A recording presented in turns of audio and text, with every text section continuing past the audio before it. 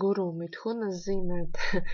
Interesanti ir tas, ka, teiksim, mēs zinām, ka pārzinot mithunu dabu, jā, tā kā tie ir ļoti komunikabli, ļoti zinātkāri un tā tālāk zīmēm saistībā ar guru, tad tas arī izpaužās tādā veidā, ka šis cilvēks ļoti daudz lasa, var pārzināt ļoti daudz valodas.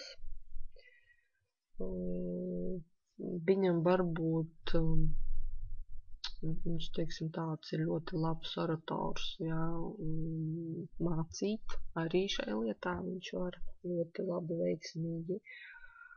Un, teiksim tā, viņi ļoti mīl mācīties, var dot ļoti labus padomus, jā, un attiecīgi, teiksim, cilvēki, kam piemīt laba gaumes lieta, teiksim, tie ir ļoti zinātkāri, ļoti komunikabli, jā, un ar tendenci ar uz garīgajām lietām, tieši interesē uz tām garīgajām lietām, lai varētu tā kā konsultēt, jā, vai dalīties padomos ar citiem.